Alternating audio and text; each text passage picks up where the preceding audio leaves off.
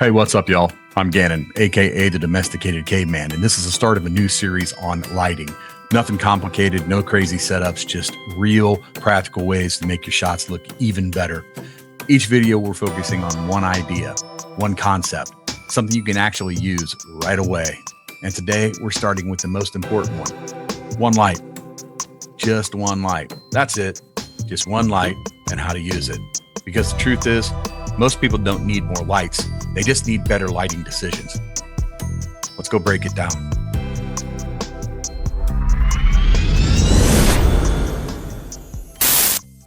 All right, so this is what we're working with.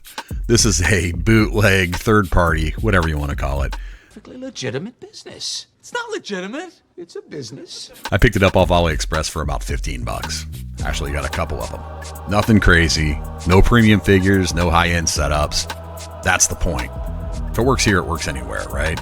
Right now, this is as simple as it gets. Black foam board, black background, one overhead light lighting the entire scene. Everything is visible, everything is lit, and it is completely flat.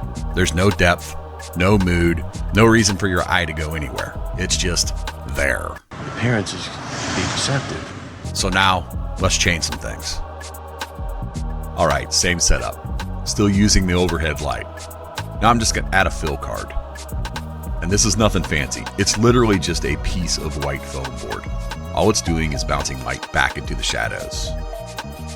Now you can start to see a little more detail. Some of the shadows open up, but it's still controlled. This is the first step away from flat lighting. You're not adding another light. You're just shaping the one you already have. And that's the idea. Use what you have better. Let's look at a really common mistake that new photographers make.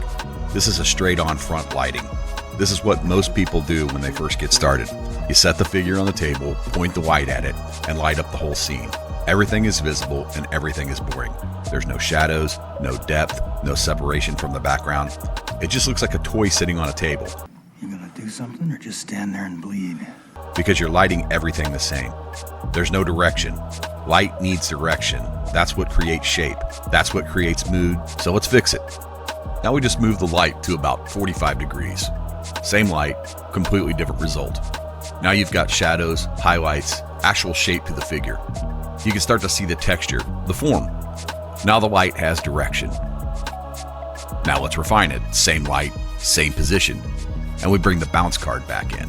Again, just a piece of white foam board. All it's doing is catching the light and pushing it a little back into the shadows. Now the shadows aren't gone, they're just controlled. You keep the depth, but you don't lose the detail.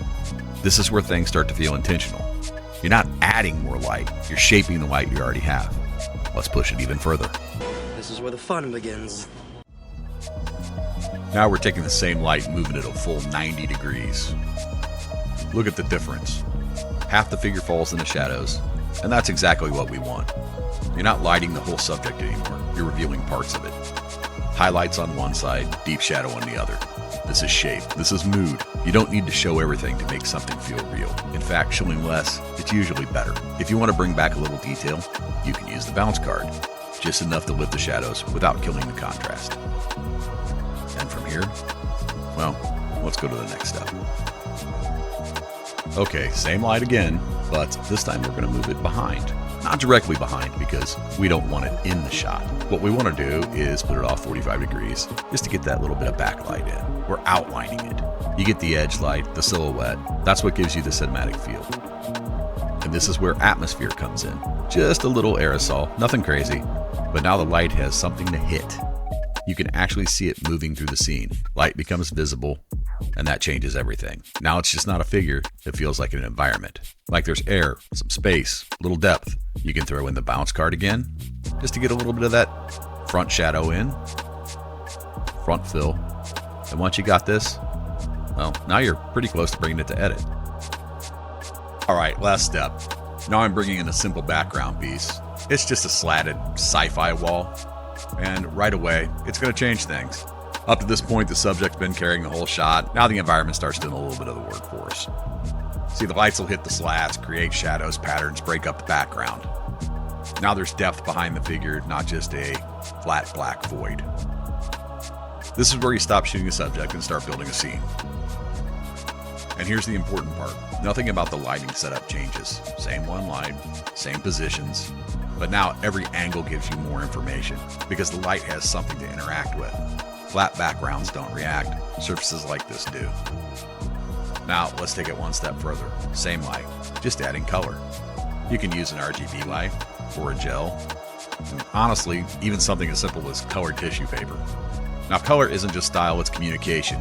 Cooler tones, blues, greens, they feel cold, distant, kind of unnatural. Warm tones, orange and red, they feel aggressive, intense, alive, I guess you could say. Same subjects, completely different feelings. Color tells the viewer how to feel before they even think about it. And again, nothing about this setup is complicated. Same one light, same scene, just different decisions. And when you start stacking these decisions, that's when the shot comes together. And if you really look at it, nothing here is complicated. Same figure, same setup, same light. The only thing changing is where the light goes and how it's used. Direction gives you shape, shadow gives you depth, color gives you mood. That's the foundation. And once you understand that, you could take even the simplest setup and make it feel like something real.